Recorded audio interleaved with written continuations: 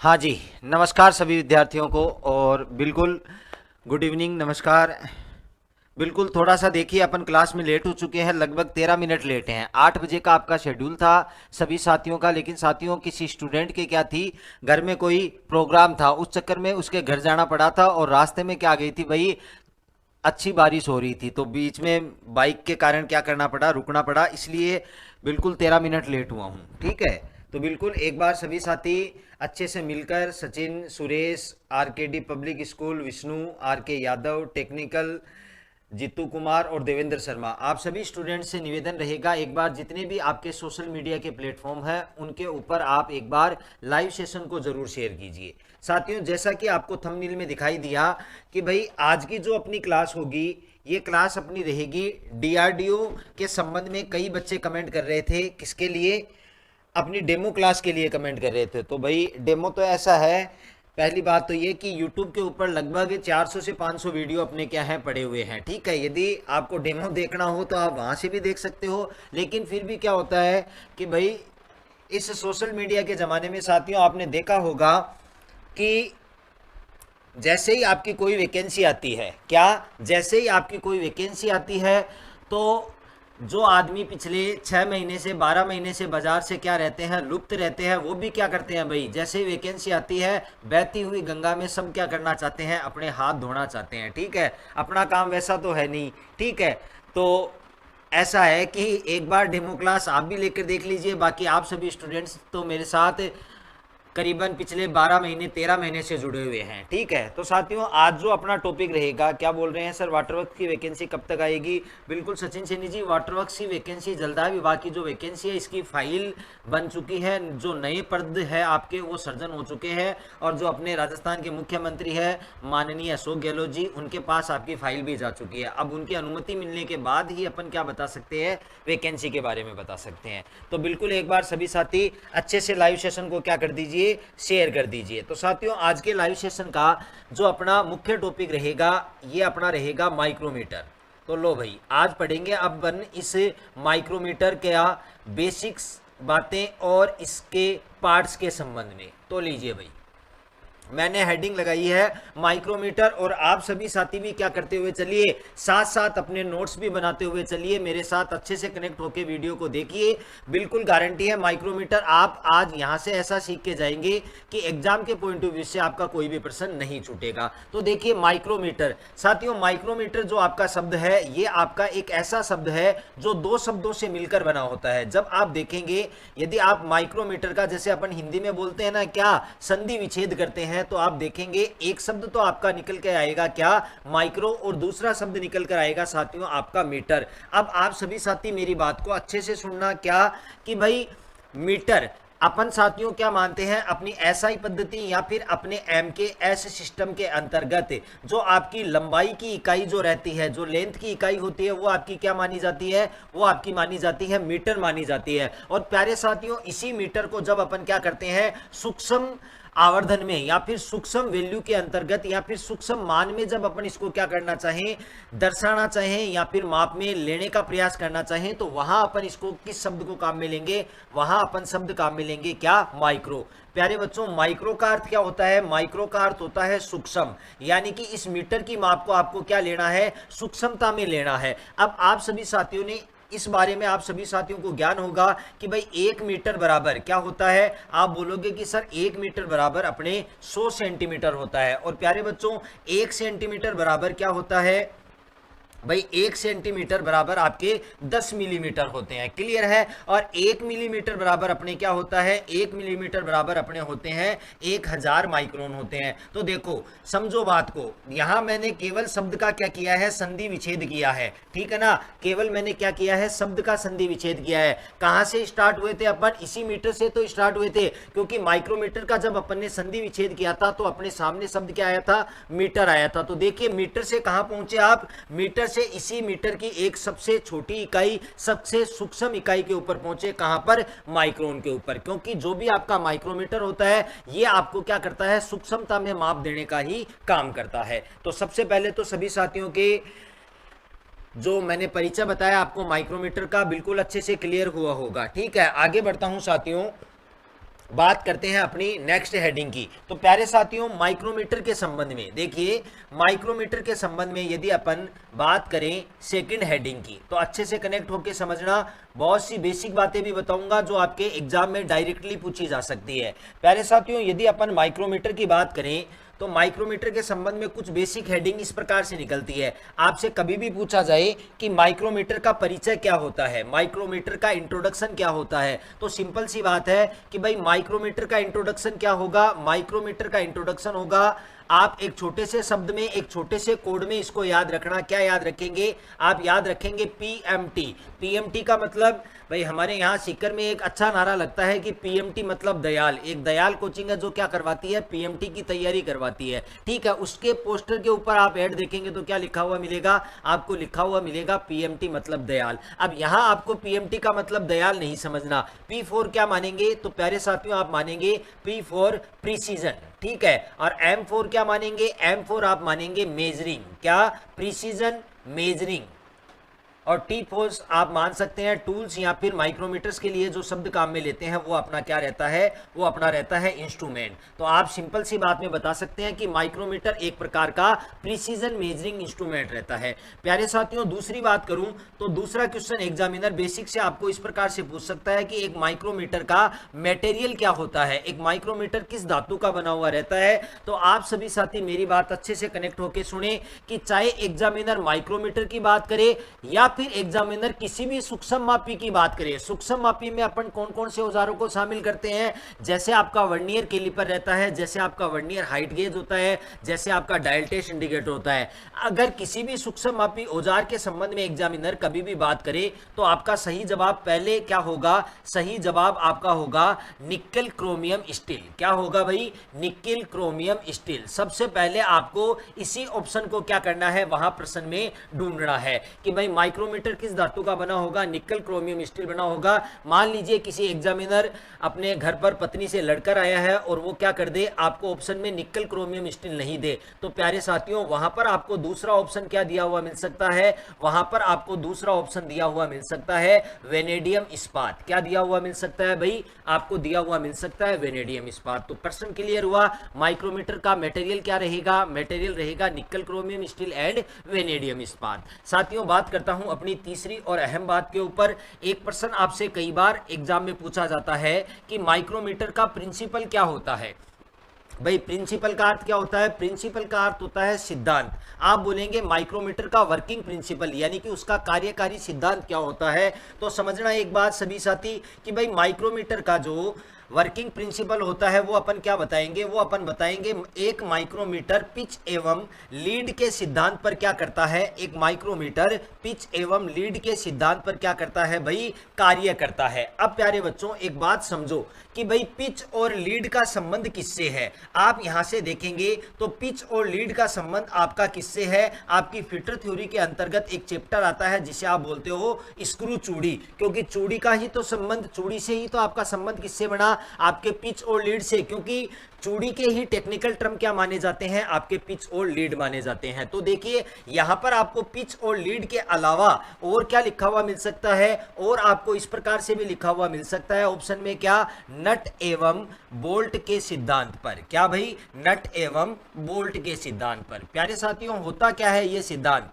ये प्रिंसिपल होता क्या है? तो भाई सिंपल सी बात होती है नट और बोल्ट के प्रिंसिपल में क्या, कि जब भी मैं क्या करता हूं, जब भी मैं मेरे नट या बोल्ट में से एक चीज को हमेशा क्या करता हूं? स्थिर करता हूं, और यदि दूसरी चीज को मैं क्या करता हूं? क्लॉकवाइज या एंटी क्लॉकवाइज घुमाने का प्रयास करता हूं, तो जो मेरी एक युक्ति होती है वो आगे पीछे क्या लेती है? वो मेरी युक्ति आगे पीछे क्या लेती है भाई? चाल लेती है। यही बात तो होती है नट और बोल्ट के सिद्धांत में। बिल्कुल राजवीर सिंह, नमस्कार आपको भी। ठीक है, तो देखो क्लियर हुई। माइक्रोमीटर का प्रिंसिपल क्या रहेगा? आपके पिच एवं लीड या फिर नट और बोल्ट के सिद्धांत पर। प्यारे साथियों आगे बात करता हूं। चौथी बेसिक बात निकल कर आएगी लिस्ट काउंट। लिस्ट काउंट का अर्थ क्या होता है? लिस्ट काउंट को हिंदी में अपन बोलते हैं अल्पत माप। आप बोलोगे किसी भी मेजरिंग इंस्ट्रूमेंट के द्वारा ली जाने वाली कम से कम माप क्या कहलाएगी, उसका लिस्ट काउंट कहलाएगी। तो मैं बिल्कुल छोटे से शब्दों में यहां लिख देता हूं क्या, कि भाई किसी भी मेजरिंग इंस्ट्रूमेंट के द्वारा या फिर आपके माइक्रोमीटर के द्वारा कम से कम ली जाने वाली माप क्या कहलाती है, कम से कम ली जाने वाली माप हमेशा उसका लिस्ट काउंट कहलाती है। अब प्यारे साथियों, इस लिस्ट काउंट से आपके दो टाइप के प्रश्न बन सकते हैं। जब भी एग्जामिनर आपसे डायरेक्ट वैल्यू क्या पूछेगा, लिस्ट काउंट की वैल्यू पूछेगा, तो वहां आपको दे सकता है एक तो क्या शब्द, एक तो वहां आपको शब्द दे सकता है मैट्रिक सिस्टम, और दूसरा दे सकता है आपको क्या, इन ब्रिटिश सिस्टम। आपसे पूछेगा एक साधारण माइक्रोमीटर का मैट्रिक सिस्टम में अल्पतमाप कितना होता है। तो प्यारे बच्चों, कंफ्यूज होने की कहीं आवश्यकता नहीं है। एक साधारण माइक्रोमीटर का मैट्रिक सिस्टम में अल्पतमाप होता है 0.01 मिलीमीटर, और यदि इसी अल्पतमाप की एग्जामिनर बात करे किसके अंतर्गत, ब्रिटिश सिस्टम के अंतर्गत, तो डायरेक्ट वैल्यू आप क्या पुटअप कर दीजिए, आप जो अपना दशमलव है, आप अपना जो पॉइंट है, इसके बाद में एक जीरो और क्या कर दीजिए, ऐड कर दीजिए। तो कितने बने भाई, 0.001। अब आपको मिलीमीटर काम में नहीं लेना है, क्योंकि ब्रिटिश स्केल में जो अपन इकाई काम में लेते हैं वो आपकी क्या रहती है, वो आपकी रहती है इंच। ठीक है जी। तो जो भी साथीगण यदि हैंड रिटन नोट्स बनाना चाहे तो एक बार स्क्रीनशॉट ले लीजिए, फिर मैं बढ़ता हूं अपनी सेकंड स्क्रीन के ऊपर। तो स्क्रीनशॉट लेने वाले बिल्कुल ले सकते हैं। विष्णु सारस्वत निम्मी की जो बेस्ट बुक है उसके राइटर का नाम आपको नहीं मिलेगा। जो राष्ट्रीय अनुदेशात्मक माध्यम संस्थान है, यानी कि जो आपकी नेशनल इंडस्ट्रियल मीडिया इंस्टीट्यूट है, वही क्या करती है, निम्मी की बुक को प्रकाशन करने का काम करती है। ठीक है भाई, तो स्क्रीनशॉट ले लिया होगा। बढ़ते हैं अपन अपनी आगे की बात के ऊपर। तो साथियों, आगे की बात पर जब अपन बेसिक बातों को क्लियर कर रहे थे, तो मैंने आपको अभी तक टोटल 4 या 5 बातें बेसिक के रूप में क्या करवाई है, क्लियर करवाई है। नेक्स्ट साथियों, आपकी माइक्रोमीटर की बेसिक के संबंध में एक हेडिंग आएगी। हेडिंग इस प्रकार से आएगी, आपको पूछा जाएगा माइक्रोमीटर की परास। परास एक निम्मी शब्दावली का शब्द है। आप इंग्लिश में इसे किस नाम से जान सकते हैं, आप बोलेंगे रेंज ऑफ माइक्रोमीटर, कि भाई एक माइक्रोमीटर की रेंज क्या होती है। तो प्यारे साथियों, हमेशा आप मेरी एक बात याद रखना, चाहे आपका कोई भी माइक्रोमीटर है, इस माइक्रोमीटर की जो रेंज रहेगी वो भी आपके दोनों सिस्टमों में आएगी। कौन कौन से में, एक तो आपका रहेगा कौन सा, मैट्रिक सिस्टम, जो आपको मिलीमीटर स्केल में क्या देगा, माप देगा, और दूसरा आपका रहेगा ब्रिटिश सिस्टम, जो आपको हमेशा इंच की यूनिट में क्या देता है, माप देने का प्रयास करता है। ठीक है, तो देखो जी, अब एग्जामिनर पूछ ले कि मैट्रिक सिस्टम में एक साधारण माइक्रोमीटर की रेंज कितनी होती है। तो प्यारे साथियों, ये रेंज हमेशा कितनी मानी जाती है, ये रेंज हमेशा मानी जाती है 25 मिलीमीटर। कितनी मानी जाएगी भाई, 25 मिलीमीटर। और ब्रिटिश सिस्टम में पूछे तो इसकी रेंज कितनी मानी जाती है, ये रेंज मानी जाती है प्यारे साथियों कितनी, आपकी 1 इंच। अब देखो, रफली आपको थोड़ी सी बात समझाता हूं, यहां से आप आराम से समझ सकते हो। साथियों, अपन क्या पढ़ते हैं, अपन पढ़ते हैं कि 1 इंच बराबर 2.54 सेंटीमीटर होता है या नहीं होता, बिल्कुल होता है। ठीक है ना, तो 1 इंच बराबर 2.54 सेंटीमीटर होता है। और 1 सेंटीमीटर में कितने मिलीमीटर होते हैं, तो आप बोलोगे कि भाई मास्टर जी 1 सेंटीमीटर में 10 मिलीमीटर होते हैं। ठीक है, तो अब 1 इंच में कितने मिलीमीटर हुए, तो मैं 1 इंच की जगह 2.54 भी तो लिख सकता हूं, क्योंकि ये वैल्यू आपकी किसकी है, 1 इंच की तो है। और जब मैं इसे क्या करूंगा, 10 से क्या करूंगा, मल्टीप्लाई करूंगा, तो यहां मेरे पास मान कितना आएगा, 25.4 मिलीमीटर आएगा। तो देखो, दोनों जगह इक्वल रेंज है। माइक्रोमीटर की जो रेंज रहेगी वो कितनी होती है, 25 मिलीमीटर की रहती है, और इंच प्रणाली में इसकी रेंज हमेशा 1 मिलीमीटर की रहती है।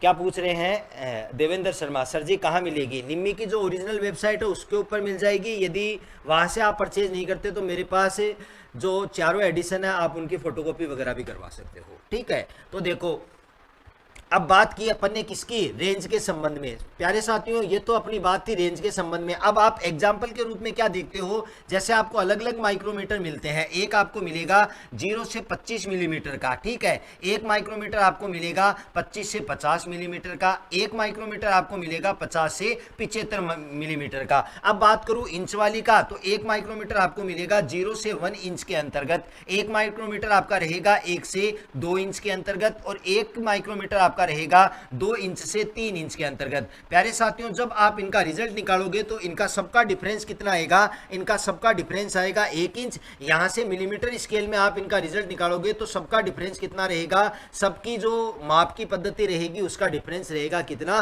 25 मिलीमीटर। तो याद हो जाएगी सभी को कि ब्रिटिश प्रणाली में तो कितना 1 इंच और मैट्रिक प्रणाली में कितना आपका 25 मिलीमीटर। नेक्स्ट साथियों बेसिक बात आपकी ये रहेगी स्पेसिफिकेशन ऑफ माइक्रोमीटर, कि एक माइक्रोमीटर का वर्गीकरण, इसका बंटवारा अपन किस प्रकार से करते हैं। तो स्पेसिफिकेशन ऑफ माइक्रोमीटर की मैं बात करूं कि भाई माइक्रोमीटर का स्पेसिफिकेशन किसके अनुसार किया जाता है। तो प्यारे साथियों आप मेरी बात को थोड़ा सा गौर देना और समझना कि भाई माइक्रोमीटर का जब भी अपन क्या करते हैं, स्पेसिफिकेशन करते हैं, तो यहां पर कुछ बातों को अपन को क्या करना पड़ता है, फॉलो करना पड़ता है।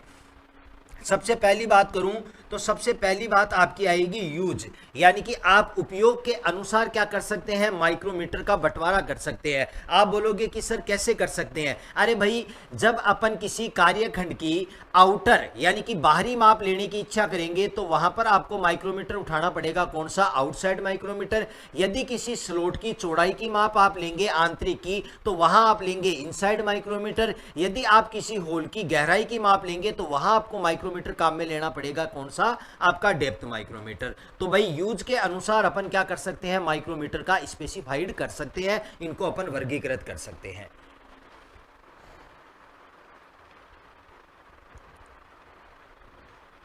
ठीक है, नेक्स्ट देखो, आपके सवालों के जवाब बाद में दूंगा भाई, वरना अपनी क्लास कंप्लीट नहीं हो पाएगी। ठीक है, बिल्कुल आप लास्ट तक बने रहिए, सभी के सवालों के जवाब आपको क्लास के अंतिम क्षणों में जरूर दूंगा। ठीक है प्यारे साथियों, यूज के बाद में आपका आता है क्या, यूज के बाद में आप बता सकते हो कि माइक्रोमीटर का वर्गीकरण अपन लिस्ट काउंट के अनुसार भी कर सकते हैं। किसके अनुसार, लिस्ट काउंट के अनुसार भी अपन माइक्रोमीटर का क्या कर सकते हैं, वर्गीकरण कर सकते हैं। आप बोलोगे कैसे करेंगे, अरे अभी पढ़ा था ना अपन ने कि माइक्रोमीटर का जो साधारण माइक्रोमीटर का लिस्ट काउंट है वो 0.01 मिलीमीटर होता है, डिजिटल माइक्रोमीटर का 0.001 मिलीमीटर होता है। तो अलग अलग प्रकार के लिस्ट काउंट आपको देखने को मिलते हैं। तो माइक्रोमीटर का जो लिस्ट काउंट है इसके अनुसार भी अपन इसको क्या कर सकते हैं, वर्गीकृत कर सकते हैं। तीसरी बात आती है साथियों किसके अनुसार, तीसरी बात आती है अपनी रेंज के अनुसार, यानी कि परास के अनुसार। यहां से आप क्या देखेंगे कि जैसे आप 0 से 25 मिलीमीटर स्केल का माइक्रोमीटर काम में लेंगे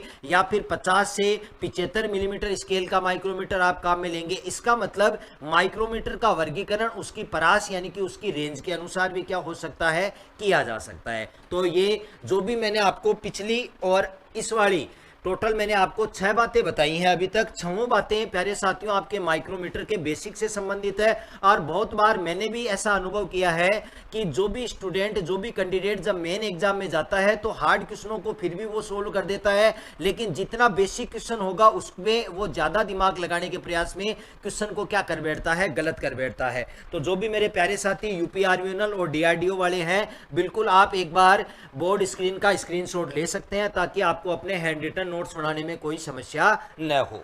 ठीक है भाई, ले लिया सभी ने स्क्रीनशॉट। तो चलो फिर बढ़ते हैं आगे नेक्स्ट हेडिंग के ऊपर।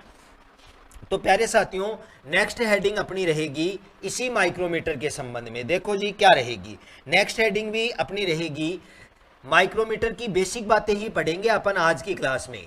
आपकी नेक्स्ट हेडिंग यहां से रहेगी पार्ट्स ऑफ माइक्रोमीटर, कि एक माइक्रोमीटर के कौन कौन से भाग होते हैं। अब प्यारे साथियों आपको एक अनुभव की बात बताता हूं कि माइक्रोमीटर के ऐसे कई भाग हैं, ठीक है, जिनके बारे में आप जानते हो लेकिन आप उनके बारे में पूर्णतया नहीं जानते।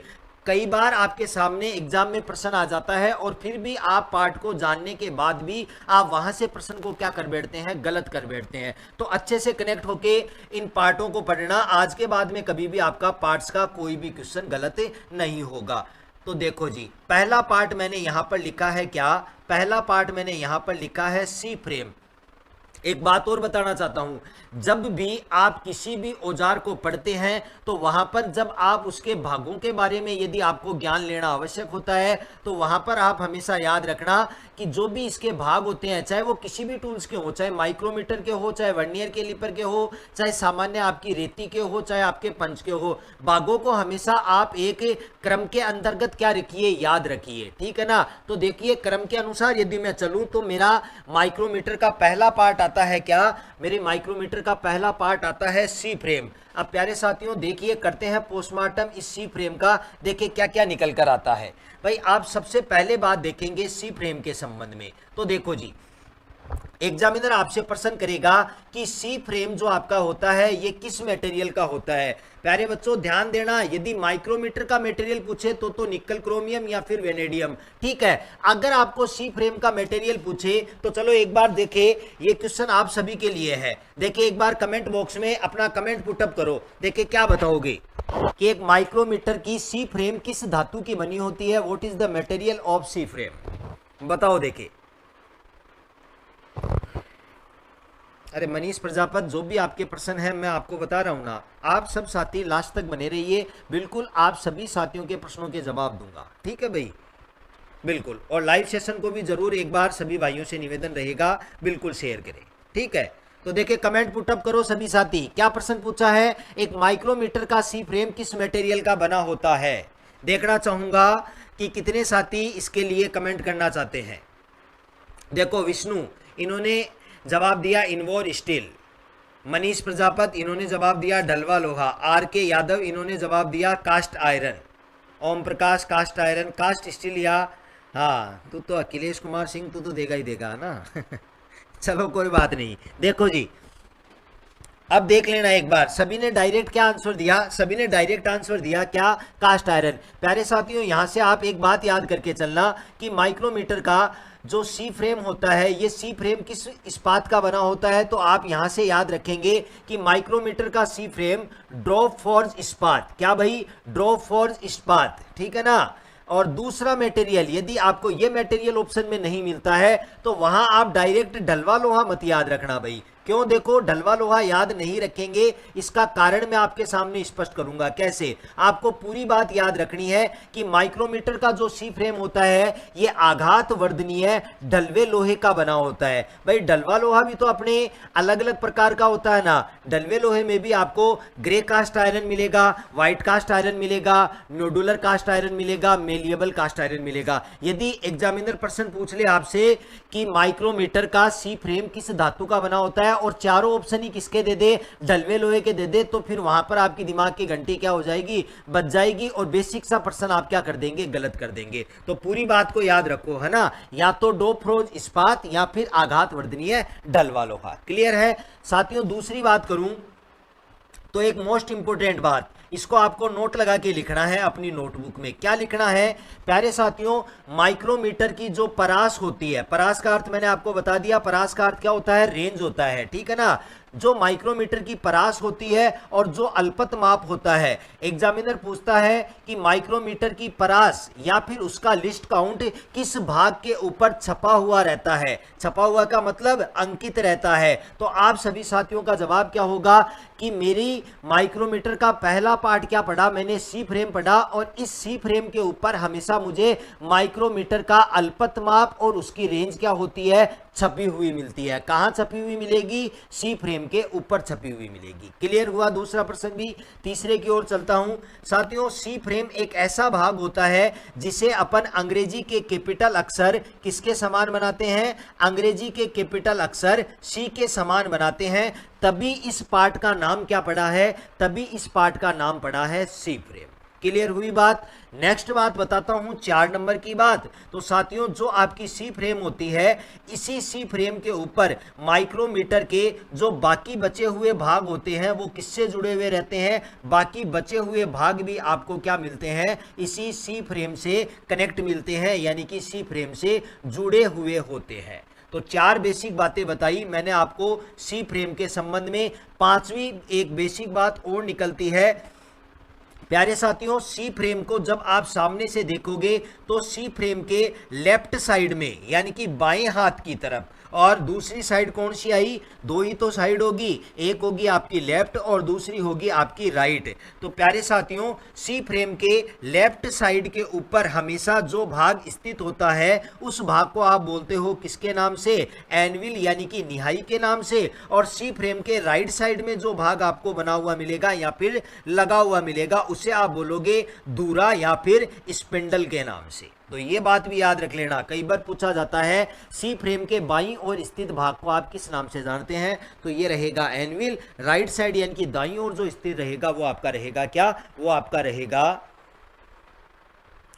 रहेगा क्या, स्पिंडल। क्लियर है। चलो तो फिर आगे बढ़ते हैं दूसरे पार्ट की ओर। तो लीजिए सी फ्रेम के बाद में आपका जो दूसरा पार्ट है, सबसे इंपॉर्टेंट पार्ट है भाई। कई दफा इसके संबंध में प्रश्न पूछे जाते हैं और इसका जब भी आप पोस्टमार्टम करें तो थोड़ा सा मेरा बात याद रखना, पूरा का पूरा करना है, ठीक है ना साथियों। दूसरा पार्ट है खोल। इस पार्ट को आप खोल या बैरल बोलते हैं। तो भाई खोल या बैरल, और इंग्लिश में इसे अपन क्या बोलते हैं, इंग्लिश में आप इसे बैरल भी बोल सकते हो और इसे स्लीव के नाम से भी जान सकते हो। तो देखो अच्छे से कनेक्ट होके समझो कि भाई क्या रहता है ये स्लीव।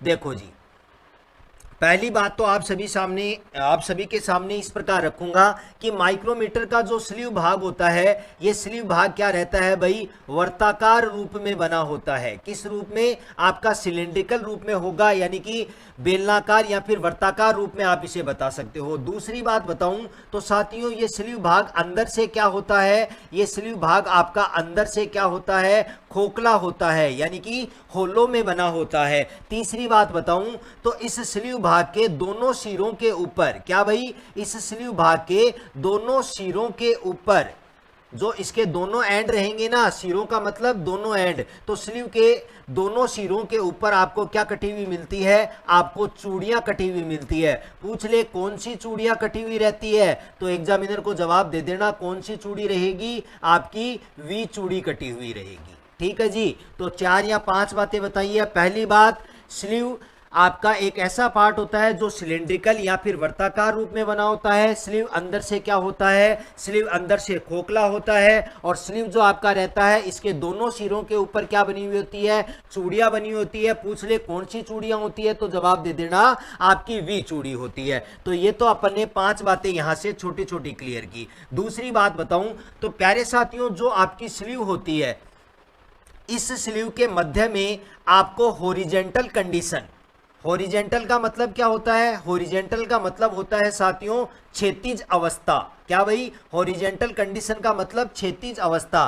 तो बात को अच्छे से समझना कि स्लीव जो आपका भाग होता है, इस भाग के ऊपर आपको हॉरिजेंटल कंडीशन, यानी कि इस प्रकार से, ठीक है ना, ये मेरे हाथ की पोजीशन कैसी है, हॉरिजेंटल कंडीशन है। ये मेरे हाथ की पोजीशन कौन सी है, वर्टिकल पोजीशन है। तो स्लीव के ऊपर हमेशा हॉरिजेंटल कंडीशन यानी कि क्षैतिज अवस्था में क्या बनी होती है, क्षैतिज अवस्था में वहां पर आपको एक रेखा क्या मिलती है। अब रेखा किसी लड़की का नाम नहीं है भाई, ठीक है ना, कोई बुरा मत मान जाना। रेखा का मतलब लाइन, ठीक है। तो वहां पर आपको क्या होता है, क्षैतिज अवस्था में एक रेखा यानी कि एक लाइन क्या मिलती है, अंकित मिलती है, आपको एक लाइन छपी हुई मिलती है। और प्यारे साथियों, इसी अंकित लाइन को, इसी हॉरिजेंटल कंडीशन में अंकित लाइन को ही आप नाम क्या देते हैं, इसे ही आप नाम देते हैं जीरो लाइन। किसके नाम से जानेंगे, जीरो लाइन के नाम से जानेंगे। तो एग्जामिनर कई बार यहां से क्वेश्चन पुटअप करता है कि माइक्रोमीटर का ऐसा कौन सा पार्ट है जिसके ऊपर उसकी जीरो लाइन अंकित होती है।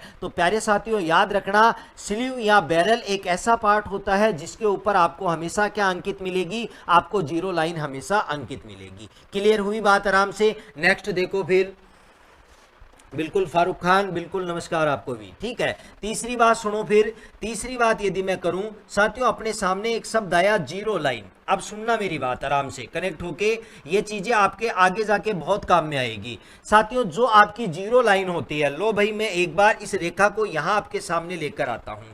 मान लीजिए ये आपकी क्या है, ये आपकी कोई भी जीरो लाइन है जो स्लीव के ऊपर अंकित है। अब प्यारे साथियों, स्लीव के ऊपर की तरफ क्या बात याद रखनी है, स्लीव के ऊपर की तरफ, यानी कि ये आ गया कौन सा भाग, देखो मैंने नीचे की तरफ कर दिया, ये आ गया आपका कौन सा, ऊपर का भाग, और ये आ गया आपका नीचे का भाग। तो दोनों बातों को अच्छे से कनेक्ट होकर समझना।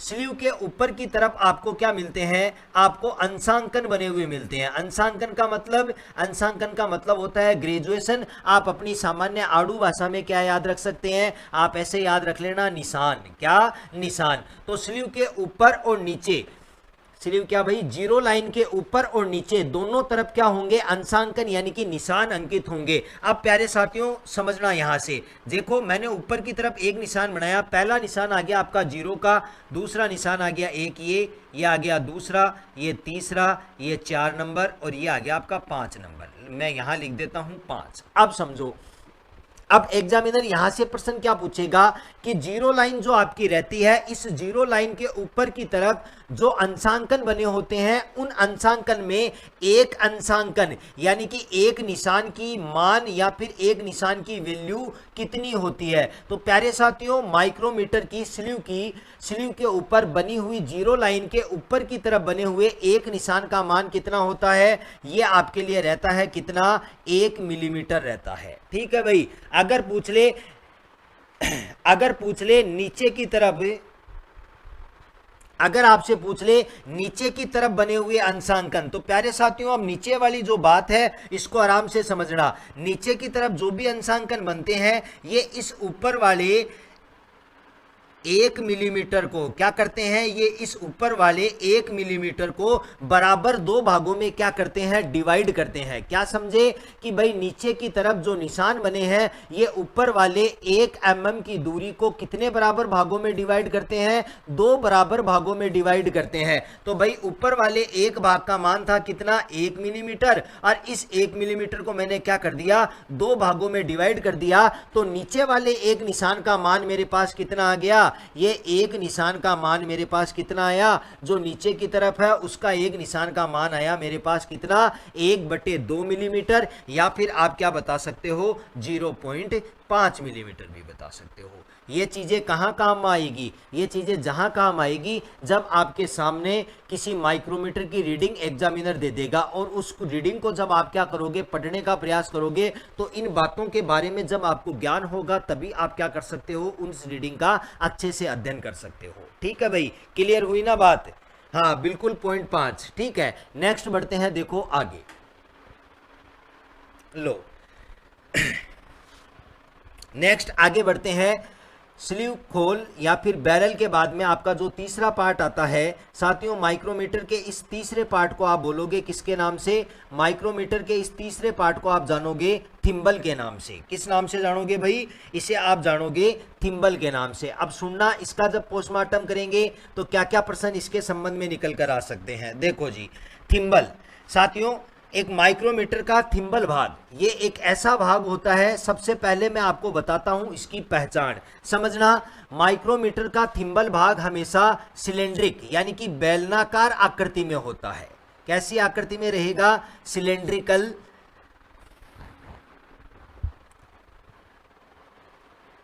सिलेंड्रिकल आकृति यानी कि बेलनाकार आकृति में रहेगा। अब एक इंपॉर्टेंट बात, यहां से आपको ये बात तो समझ में आ गई, सिलेंड्रिकल आकृति में। आप बोलोगे कि सर सिलेंड्रिकल आकृति में तो स्लीव भी बनी हुई थी, तो फिर अपन थिम्बल और स्लीव में अंतर कैसे स्पष्ट करेंगे। तो समझना मेरी बात को कि थिम्बल का जो भाग होता है ये सिलेंड्रिकल तो होता है, लेकिन प्यारे साथियों थिम्बल का जो आगे का भाग होता है ना, इस आगे के सिरे को या फिर इस आगे के भाग को क्या किया जाता है, इस आगे के भाग को परवणित किया जाता है। क्या बोल सकते हो, परवणित का अर्थ क्या होता है भाई, परवणित का अर्थ होता है इंग्लिश में बेवल, और बेवल का मतलब होता है तिरछा करना, या फिर आप ओब्लिक इस प्रकार से भी याद रख सकते हो कि सिंगल के थिम्बल का आगे का सिरा हमेशा क्या किया हुआ रहता है, हमेशा टेपर किया हुआ रहता है। पीछे से तो क्या रहेगा, बिल्कुल प्लेन रहेगा, और आगे से भाग को क्या कर दिया जाएगा, टेपर कर दिया जाएगा। क्लियर हुई बात सभी के? तो इस चीज को पहचान करके आप क्या कर सकते हो, आराम से पहचान कर सकते हो कि ये मेरे माइक्रोमीटर का कौन सा पार्ट है, ये मेरे माइक्रोमीटर का थिम्बल पार्ट है। प्यारे साथियों, यहां से एक मोस्ट इंपोर्टेंट क्वेश्चन इस प्रकार से पूछा जाता है कि किसी माइक्रोमीटर की सर्कुलर स्केल, क्या किसी माइक्रोमीटर की सर्कुलर स्केल माइक्रोमीटर के किस पार्ट के ऊपर अंकित होती है। तो ये पार्ट अपन कौन सा पढ़ रहे हैं, आप बोलोगे कि मास्टर जी पार्ट अपन पढ़ रहे हैं थिम्बल। तो अर्थ क्या निकला कि एक माइक्रोमीटर की वर्ताकार स्केल, एक माइक्रोमीटर की सर्कुलर स्केल हमेशा किस पर अंकित होती है, तो आपका जवाब होगा थिम्बल के ऊपर। इसी से रिलेटेड दूसरा प्रश्न बताऊं, आपसे पूछ ले एक माइक्रोमीटर की लाइनर स्केल यानी कि रेखीय मापनी वो कहां पर अंकित होती है। तो साथियों लाइनर स्केल होती है स्लीव के ऊपर, क्योंकि वहां क्या मिली थी, एक रेखा ही तो मिली थी, ठीक है। तो लाइनर स्केल मिलेगी स्लीव के ऊपर, और वर्ताकार स्केल यानी कि सर्कुलर जो स्केल रहेगी वो आपको कहां अंकित मिलेगी, वो आपको अंकित मिलेगी अपने थिम्बल भाग के ऊपर। याद रह जाएगी आराम से बात। चलो तो फिर आगे बात करते हैं। देखो नेक्स्ट इसके बाद में बात करते हैं तीसरी बात की। प्यारे साथियों, जो आपका थिम्बल भाग होता है, इस थिम्बल भाग में आपको स्केल यानी कि अंशांकन बने हुए मिलेंगे। तो साथियों एग्जामिनर पूछेगा कि थिम्बल भाग पर बने हुए टोटल ग्रेजुएशन कितने होंगे, आप बोलोगे कुल मिलाकर कितने निशान होंगे, ठीक है। तो यदि पूछे कुल मिलाकर कितने निशान होते हैं, तो आप सभी साथी ध्यान में रखना, विराट कोहली की 50 बहुत लेट आई है ना। विराट कोहली की 50 क्या आई है, बहुत दिनों के बाद आई है। तो यहाँ पर आपका जो थिम्बल रहता है, इस थिम्बल के ऊपर कुल मिलाकर कितने निशान होते हैं भाई, इस थिम्बल के ऊपर कुल मिलाकर 50 निशान क्या होते हैं, अंकित होते हैं। कुल कितने होंगे धर्म सिंह, माइक्रोमीटर क्या मापता है, माइक्रोमीटर बाहरी आंतरिक गहराई आदि की माप को क्या करता है, सूक्ष्मता में मापने का काम करता है। बाकी कुछ स्पेशल माइक्रोमीटर होते हैं, कुछ विशेष माइक्रोमीटर होते हैं, उनका उद्देश्य क्या रहता है, अलग यूज के लिए रहता है। वो भी अपन क्लास में क्लियर करेंगे, ठीक है भाई। आप तो बिल्कुल क्लास में एंड तक बने रहिए। तो देखो टोटल ग्रेजुएशन यानी कि टोटल निशान कितने मिले, 50। अब उस एग्जामिनर के दिमाग में ऐसा आएगा कि यार इसको ये बात तो पता है कि टोटल निशान कितने हैं, 50 निशान है। वो बोलेगा एक निशान का मान बताओ जी। तो देखो साथियों कंफ्यूज मत होना, एक ही प्रश्न को एग्जामिनर आपको कंफ्यूज करने के लिए दो तरीकों से पूछ सकता है। आपसे पूछेगा, साधारण प्रश्न पूछेगा तो आपको बोलेगा माइक्रोमीटर का अल्पतमाप कितना होता है, या फिर इसी प्रश्न को एग्जामिनर घुमाकर कैसे पूछ सकता है कि किसी माइक्रोमीटर के थिम्बल पर बने हुए एक निशान का मान कितना होता है। तो दोनों की वैल्यू क्या है, सेम है। क्या है भाई, दोनों की वैल्यू क्या है, सेम है। कितनी वैल्यू होती है, आपने अल्पतमाप पढ़ा था अभी, कितना होता है, 0.01 मिलीमीटर होता है। कितना होता है, 0.01 मिलीमीटर होता है, ठीक है। आप बोलोगे सर कैसे होता है, तो समझना एक बार, एक निशान का मान कितना होता है, 0.1 मिलीमीटर होता है। अब साथियों यहां से एक अच्छा प्रश्न ये निकल के आता है कि जब आपका थिम्बल भाग क्या करता है,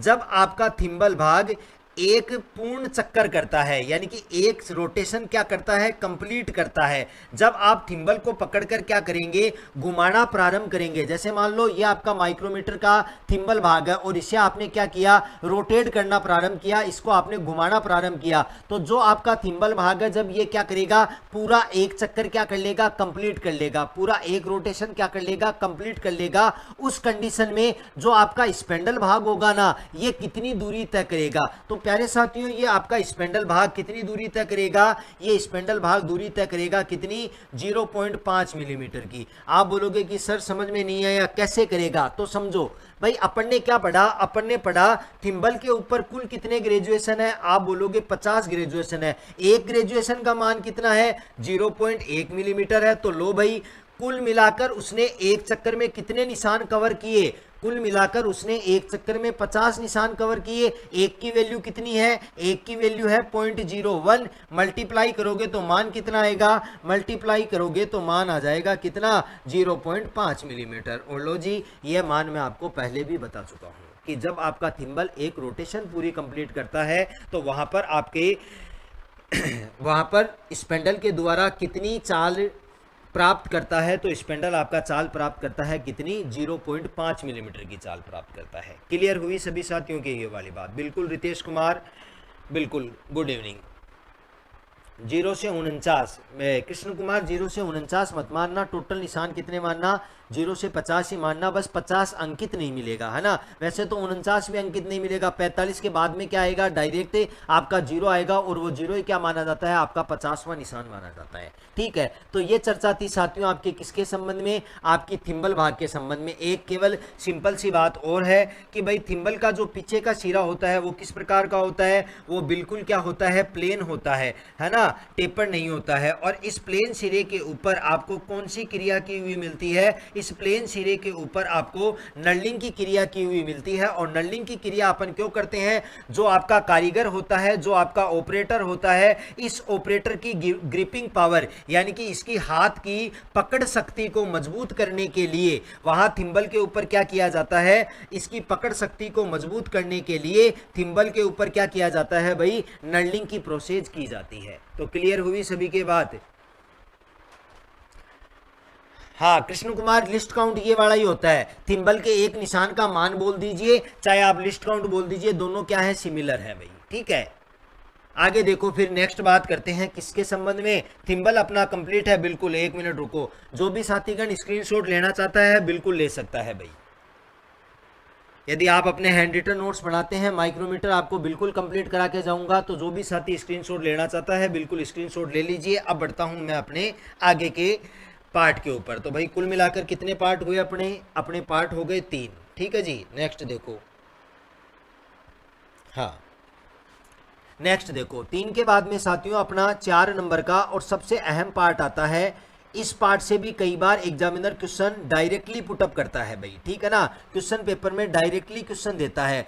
क्या नाम है भाई, आपके अगले पार्ट का नाम है क्या, रेचेट स्टॉप। क्या बोलते हैं वो, रेचेट स्टॉप। अब देखो समझो इसके बारे में प्यारे साथियों। पहली बात बताऊं आपको, तो रेचेट स्टॉप जो आपका रहता है, जो आपका रेचेट स्टॉप होता है, इस रेचेट स्टॉप के ऊपर भी आपको क्या की हुई मिलती है, आपको नर्लिंग की हुई मिलती है। क्या की हुई मिलेगी, नर्लिंग की हुई मिलेगी। और अभी मैंने आपको बताया नर्लिंग करने का उद्देश्य क्या होता है, जब कारीगर आपका रहता है, उसका जो हैंड रहता है, उसकी जो ग्रिपिंग पावर होती है, उसकी हाथ की जो पकड़ शक्ति होती है, इसको मजबूत करने के लिए क्या किया जाता है, नर्लिंग की क्रिया की जाती है, ताकि आपका किसी भी प्रकार का स्लीपेज वहां पर न हो। ठीक है, तो अब देखो कि भाई रेचेट स्टॉप के ऊपर क्या की हुई मिलती है, नर्लिंग की हुई मिलती है। दूसरी बात बताऊं, अगर दूसरी बात बताऊं तो दूसरी बात निकल कर आती है किसके संबंध में, इसके यूज के संबंध में, कि भाई रेचेट स्टॉप का उपयोग क्या होता है। तो प्यारे साथियों, जो बात यहां पर आपकी बोर्ड स्क्रीन के ऊपर लिख रहा हूं, गारंटी देता हूं यदि उपयोग में से प्रश्न बनेगा तो सेम टू सेम जो लाइन में आज बोर्ड के ऊपर लिख रहा हूं आपसे वही बात पूछी जाएगी कि भाई रेचेट स्टॉप आपका माप लेते समय क्या करता है, एक समान दाब क्या करता है भाई, एक समान दाब क्या करता है, सुनिश्चित करने का काम करता है। रेचेट स्टॉप का काम क्या हो गया कि भाई माप लेते समय एक समान दाब सुनिश्चित करने का कार्य किसका होता है, आपके रेचेट स्टॉप का होता है। और एग्जामिनर पूछ ले कि माप लेते समय हमेशा माइक्रोमीटर के किस पार्ट को पकड़कर अपन को घुमाना चाहिए। तो प्यारे साथियों, इसके 2 तरीके होते हैं। आप जब भी माइक्रोमीटर को प्रयोग में ले रहे हो तो आप थिम्बल को पकड़कर भी क्या कर सकते हो, माप ले सकते हो। लेकिन वहां यदि आपका कम अनुभव वाला कोई कारीगर होगा, या फिर कई बार क्या होता है, कई कंडीशन में आपकी थिम्बल को पकड़कर घुमाने पर आपकी माप में क्या आ जाता है, एरर आ जाता है। ठीक है ना, तो हमेशा जब भी आप माप लेते हैं तो वहां पर क्या करना है आपको, वहां पर हमेशा आपको रेचेट स्टॉप को पकड़कर ही क्या करना है, घुमाना है। क्योंकि थिम्बल और रेचेट स्टॉप इन दोनों का संबंध डायरेक्ट किससे होता है, आपके स्पेंडल से होता है। ठीक है ना, तो हमेशा रेचेट स्टॉप को पकड़कर ही अपन को घुमाना है। माइक्रोमीटर की लंबाई कितनी होती है, अरे माइक्रोमीटर की लंबाई नहीं, माइक्रोमीटर की रेंज आती है बेटा, है ना, 0 से 25 मिलीमीटर।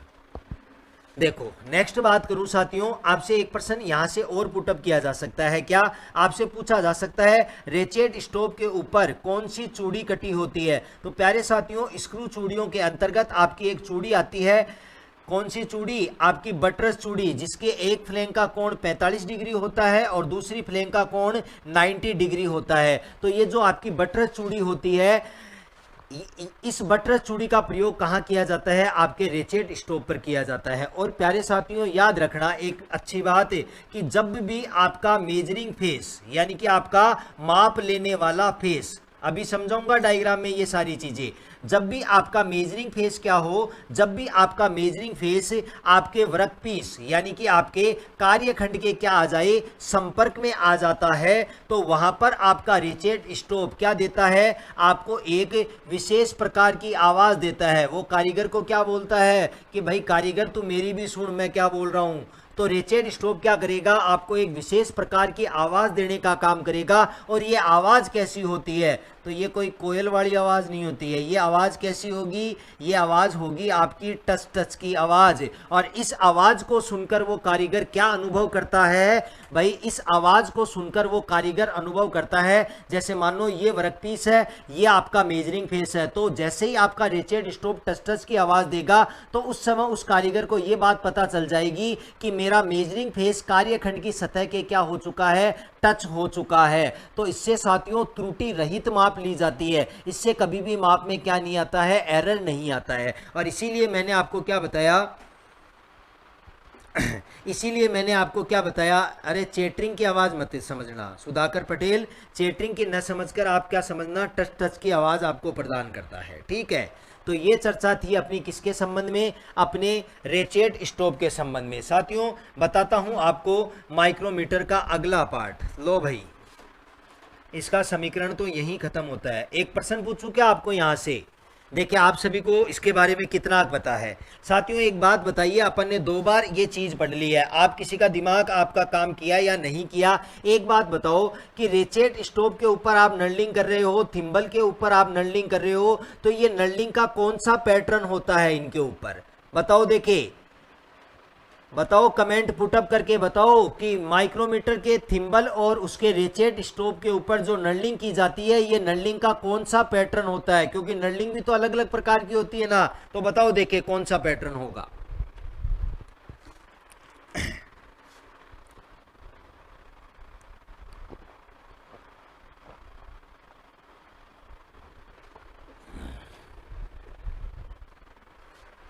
देखिए अभी पता चल जाएगा किस किस को मालूम है।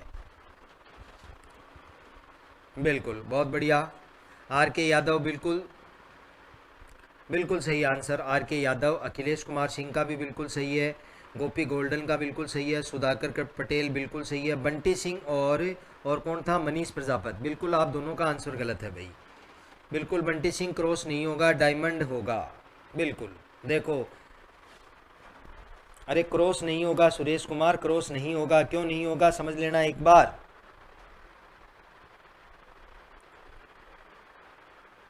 देखो अगर बात करते हैं किसके संबंध में, अगर बात करूं रेचेट स्टोव के संबंध में, तो रेचेट स्टोव के ऊपर तो आपको इस प्रकार से स्ट्रेट नर्लिंग की हुई मिलेगी। कौन सी, स्ट्रेट नर्लिंग की हुई मिलेगी। और अगर बात करें किसकी, आपके थिम्बल पार्ट की, तो साथियों वहां याद रखना, वहां आपको इस प्रकार से क्या की हुई मिलेगी, नर्लिंग की हुई मिलेगी। और इस प्रकार की नर्लिंग को अपन क्या बोलते हैं, इस प्रकार की नर्लिंग को अपन बोलते हैं क्या, अपनी डायमंड नर्लिंग, ठीक है ना। क्रॉस नर्लिंग का पैटर्न कैसा होता है, देखो क्रॉस नर्लिंग का पैटर्न होता है, इसमें इस प्रकार से सीधी लाइनें रहती है और फिर इस प्रकार से वर्टिकल लाइनें आती है, ये होता है क्रॉस नर्लिंग का पैटर्न। जबकि माइक्रोमीटर के थिम्बल के ऊपर आपको डायमंड टाइप की मिलती है, ठीक है भाई। तो चलो फिर आगे बढ़ते हैं। देखो 4 के बाद में 5 नंबर की बात करते हैं। साथियों 5 नंबर का जो आपका पार्ट होगा उसे आप जानेंगे किस नाम से, उसे आप जानेंगे स्पेंडल लॉक नट के नाम से। किस नाम से जानेंगे जी, इसे आप जानेंगे स्पेंडल लॉक नट। अब नाम से विद्यमान हो रहा है साथियों क्या, कि जो आपका स्पेंडल लॉक नट होता है ये क्या काम करता है। तो साथियों जब भी आप क्या लेते हैं, जब भी आप माप लेते हैं, आप मेजरमेंट करते हैं, तो माप लेते समय आपके स्पेंडल को लॉक करने का, उसको ताला लगाने का काम किसका रहेगा। तो माप लेते समय आपके स्पेंडल को लॉक करने के लिए जिस डिवाइस, जिस युक्ति का प्रयोग करते हैं उसको अपन क्या बताते हैं, उसको अपन बताते हैं स्पेंडल लॉक नट, ठीक है जी। तो क्या पर्पज हो गया, स्पेंडल को लॉक करना, ठीक है भाई। बिल्कुल आगे बढ़ता हूं, बिल्कुल एक बार स्क्रीनशॉट ले लीजिए सभी साथी, फिर बढ़ता हूं आगे अपने 6 नंबर के पार्ट के ऊपर।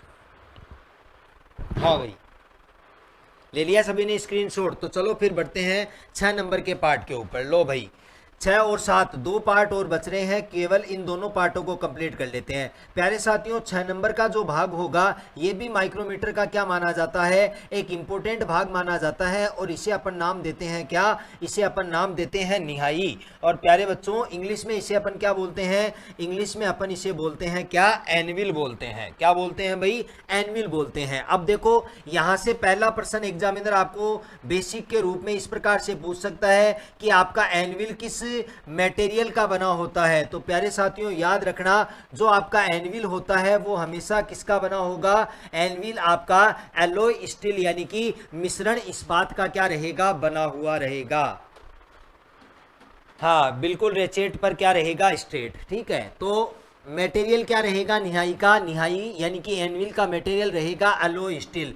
कहाँ स्थित होता है, अभी पूछा था, अभी बताया था मैंने कि भाई एनविल हमेशा सी फ्रेम के बाईं ओर, किस ओर भाई, लेफ्ट साइड की ओर क्या होता है, स्थित होता है। तीसरी बात पूछता है एनविल का यूज। तो प्यारे साथियों एक बात बताओ, निहाई यानी कि एनविल ये एक ऐसा औजार है जो आपके शीट मेटल में भी काम आता है, जो आपके ब्लैक स्मिथी में भी काम आता है। ये वाला नहीं आता, वो होता दूसरा है, लेकिन तीनों का उपयोग क्या है, सेम है भाई। तीनों का उपयोग सेम इसलिए है क्योंकि एनविल हमेशा आपके क्या माने जाते हैं, एनविल आपके माने जाते हैं सपोर्टिंग डिवाइस। क्या मानी जाती है भाई, सपोर्टिंग डिवाइस मानी जाती है, यानी कि एक सहारा देने वाली युक्ति मानी जाती है। तो बात क्लियर हुई। जब भी अपन माप लेते हैं तो अपने वर्कपीस को एक ओर से सहारा देने का काम किसका रहता है, आपके एनविल का रहता है। ठीक है, अरे भाई मिस्टर लक्की क्रिएशन लखनऊ वासी, बिल्कुल देखिए जब जब समय मिलता है बिल्कुल आप सभी साथियों के सामने लाइव आने का जरूर प्रयास करता हूं। ठीक है, अभी क्लासों का शेड्यूल थोड़ा सा बिजी चल रहा है क्योंकि यूपीआर यूनल पेड कोर्स वाले जो स्टूडेंट्स हैं उनकी डेली की 2.5 घंटे की क्लास आती है, 1.5 घंटे की सुबह आती है, 1 घंटे की शाम को, फिर ऑफलाइन की भी 2 या 3 क्लासें होती है। ठीक है ना, तो जब जब मौका मिलता है बिल्कुल आपके सामने जरूर आता हूँ। ठीक है, तो ये बात थी अपनी किसके संबंध में, निहाई यानी कि एनविल के संबंध में। ठीक है साथियों, आगे बात करते हैं अपने 7 नंबर के पार्ट की। और 7 नंबर का पार्ट क्या रहेगा, 7 नंबर का पार्ट अपना रहेगा धुरा। और धुरे को इंग्लिश में अपन बोलते हैं क्या, धुरे को इंग्लिश में अपन बोलते हैं स्पिंडल। क्या बोलते हैं भाई, स्पिंडल। अब देखो जी समझो बात को एक बार, ये तो यहां से कंप्लीट हुआ क्या, यहां से कंप्लीट हुआ आपका एनविल। अब बात करता हूं धुरा यानी कि आपके स्पेंडल की। तो साथियों अगर चर्चा करें स्पेंडल के संबंध में तो देखो पहला बेसिक प्रश्न इसके लिए भी क्या रहेगा, सेम रहेगा। क्या कि स्पेंडल किस मटेरियल का बना होता है, तो जवाब देना स्पेंडल हमेशा एलॉय स्टील यानी कि मिश्रण इस्पात का बना होता है। दूसरा प्रश्न as it is same to same, spindle हमेशा सी फ्रेम पर कहाँ अंकित होता है, तो बिल्कुल अगर एनविल बाईं ओर है तो स्पेंडल हमेशा कहाँ होगा, स्पेंडल आप बोलोगे जी दाईं ओर होगा। तीसरी बात, स्पेंडल को क्या माना जाता है, स्पेंडल को एक माइक्रोमीटर का मेजरिंग फेस माना जाता है। क्या, माप लेने वाला फलक माना जाता है, क्योंकि जो रीडिंग आपको मिलती है वो रीडिंग किसके द्वारा मिलती है, तो प्यारे साथियों स्लीव और थिम्बल जिस रीडिंग को प्रदर्शित करता है वो रीडिंग हमेशा आपके स्पेंडल के द्वारा या फिर स्पेंडल की सहायता से ही अपन को क्या होती है, प्राप्त होती है। ठीक है ना, तो याद रखना ये भी कौन सी, स्पेंडल लॉक नट पर कौन सी थ्रेड होगी, वी थ्रेड होगी भाई। ठीक है, वी थ्रेड।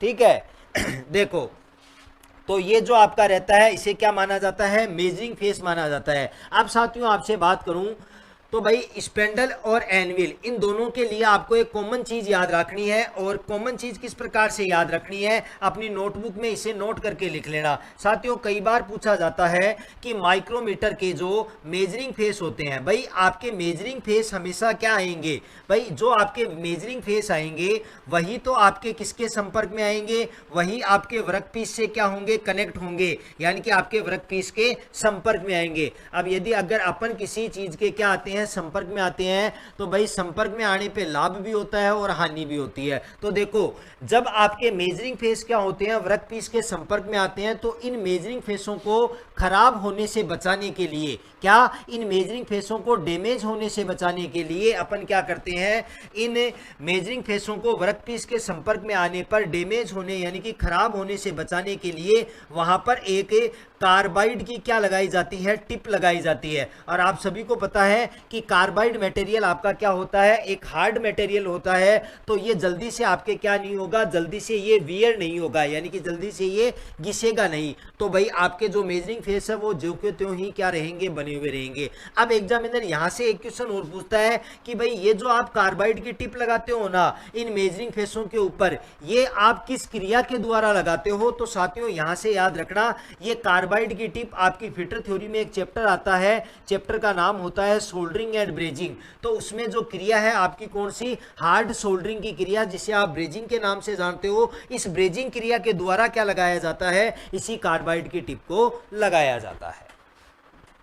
ठीक है जी, क्लियर हुई बात। तो ये सातों पार्ट मैंने आपको माइक्रोमीटर के क्या करवा दिए हैं, कंप्लीट करवा दिए हैं। तो इसका भी अगर आप सभी साथी स्क्रीनशॉट लेना चाहें तो बिल्कुल ले सकते हैं। अब आपको बात बताता हूं एक अच्छी सी, आज आपने 7 भाग पढ़े माइक्रोमीटर के, ठीक है। एक बार आप स्क्रीनशॉट ले लीजिए, किसी की दिक्कत होगी कि सर आप साइड में नहीं होते हो, ठीक है ना, तो ले लिया होगा सभी ने स्क्रीनशॉट। अब आपको बताता हूं अहम मुद्दे की बात। साथियों आज अपन ने माइक्रोमीटर की बेसिक बातें पढ़ी और पार्ट्स ऑफ माइक्रोमीटर पढ़े। कल आप सभी साथियों को इनकी थ्योरी को अच्छे से तैयार करके आनी है। अपन डायग्राम में कल क्या देखेंगे, इन्हीं पार्टों को मैं आपको माइक्रोमीटर के डायग्राम के ऊपर समझाऊंगा, ठीक है, कौन सा पार्ट किस प्रकार से काम करता है, ठीक है। और कल अपन पढ़ेंगे टाइप्स ऑफ माइक्रोमीटर, जो अपने माइक्रोमीटर के क्या है, प्रकार है, जिनके अंतर्गत आपके साधारण माइक्रोमीटर भी रहेंगे और आपके जो विशेष उद्देश्यों की पूर्ति के लिए जो माइक्रोमीटर आप काम में लेते हैं वो भी आपके रहेंगे। तो बिल्कुल फिर मिलते हैं कल शाम 8 बजे, ठीक है ना। कल रात को ही मान लो शाम, तो क्या आजकल शाम तो जल्दी ही हो जाती है ना। तो कल रात को मिलते हैं 8 बजे। एक निवेदन आप सभी साथियों से रहेगा, जितने भी आपके सोशल मीडिया के प्लेटफॉर्म हैं उनके ऊपर आप इस लाइव क्लास को ज़रूर शेयर करना, ठीक है। कोई गड़बड़ तो पढ़ाया नहीं है, पढ़ाई तो आपके काम की चीज़ है। अगर आपके ही किसी भाई का इस क्लास से भला होता है तो बिल्कुल मेरे दिन को क्या मिलेगा, बिल्कुल सुकून मिलेगा। तो आप सभी से केवल एक ही रिक्वेस्ट है, एक ही निवेदन है, बिल्कुल आप क्या कीजिए, है ना, बिल्कुल क्या करना है आपको इस क्लास को, इस लाइव सेशन को बिल्कुल सारे सोशल मीडिया प्लेटफॉर्म पर बिल्कुल शेयर करना है, ठीक है भाई। तब तक के लिए आप सभी साथियों को धन्यवाद। जय हिंद, जय भारत।